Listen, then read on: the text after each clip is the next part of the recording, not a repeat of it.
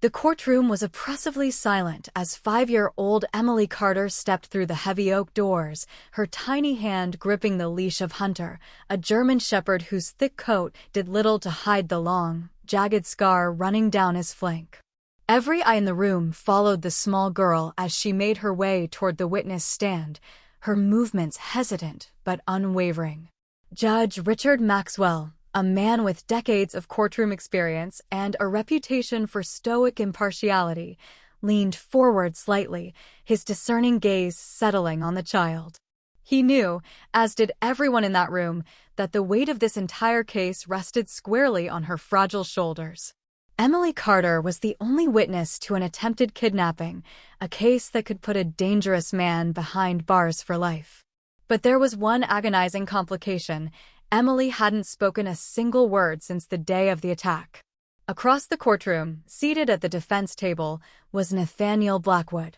His expression was carefully neutral, bordering on smug.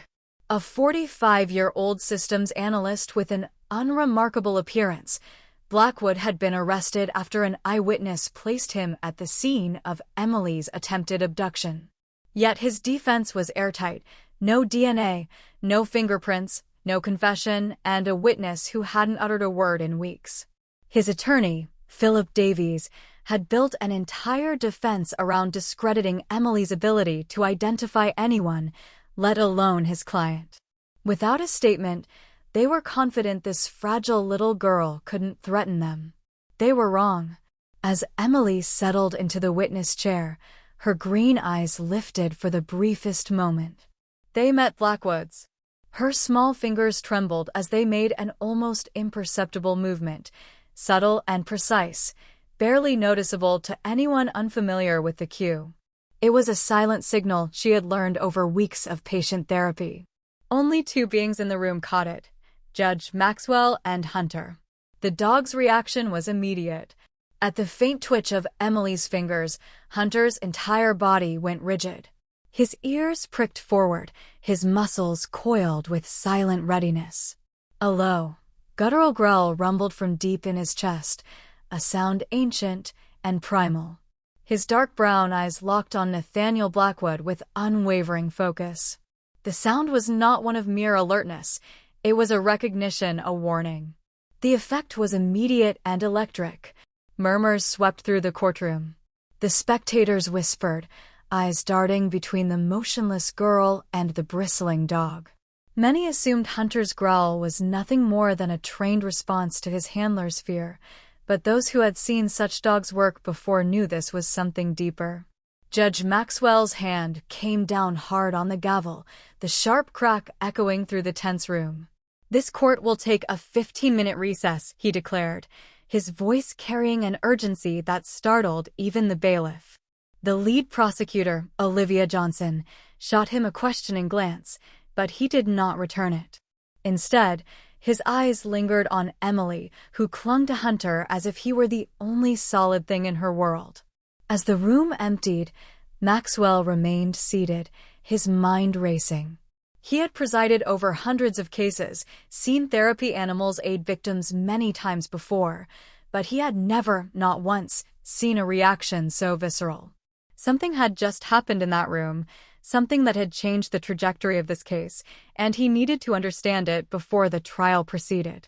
Out in the hallway, Emily knelt beside Hunter, her tiny hands buried deep in his fur. Her mother, Sarah Carter, crouched next to her, smoothing back the child's dark curls with trembling fingers. "Sweetheart, are you okay?" Sarah whispered, her voice barely holding steady. Emily didn't answer. She didn't need to. Her grip on Hunter tightened.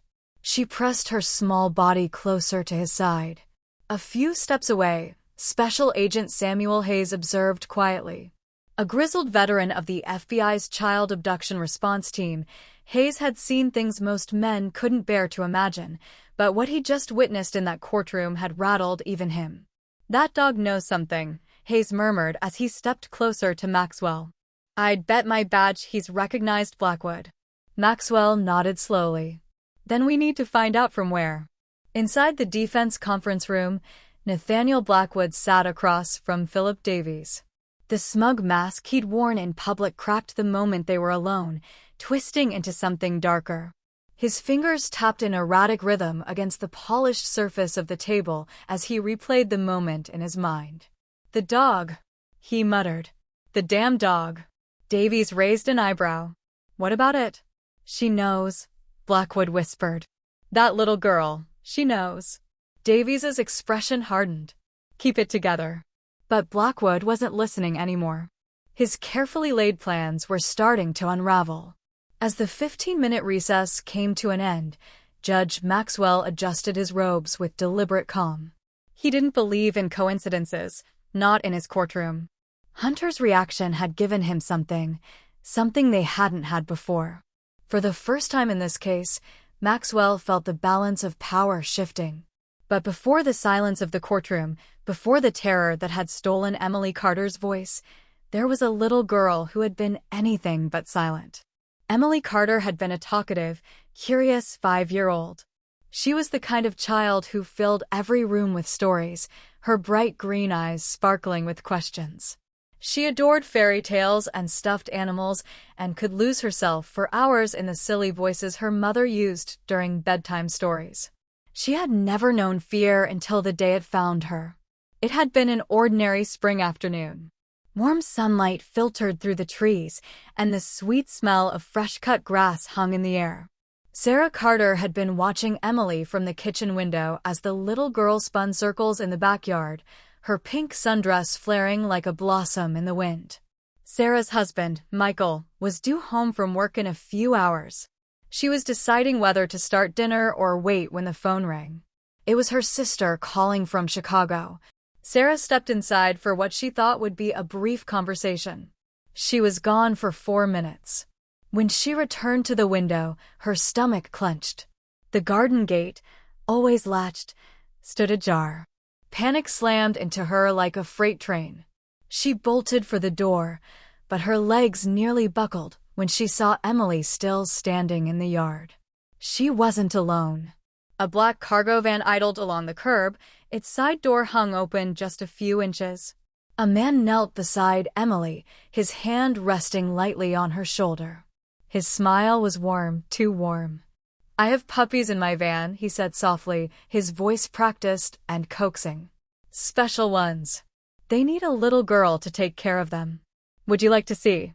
Time seemed to slow. Sarah's instinct screamed before her mind caught up.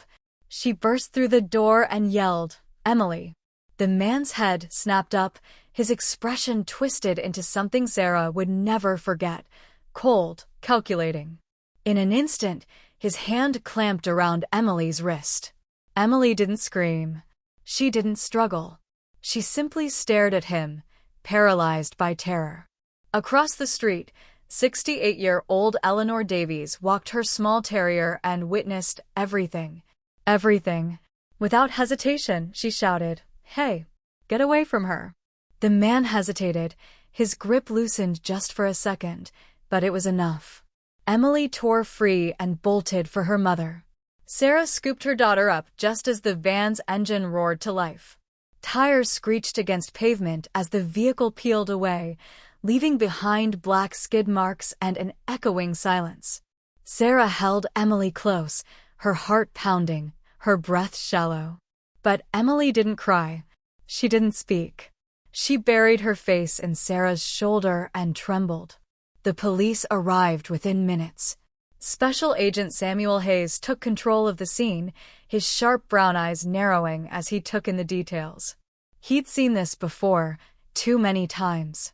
"She fits the profile," Hayes muttered to his partner, Agent Teresa Bennett, as he flipped through his well-worn notebook. "Other kids in the past year, all approached near home, promised puppies." Bennett crouched next to Emily, her voice soft but firm. "Sweetheart, can you tell me what the man looked like?" Silence. Sarah's hand shook as she smoothed her daughter's hair. "Emily, honey, it's okay. You're safe now. Can you tell them?" Emily didn't move. She didn't nod. She didn't shake her head. It was as though someone had flipped a switch and a vibrant, talkative girl was gone. "She hasn't said a word since I picked her up," Sarah whispered, tears in her eyes. She just stopped.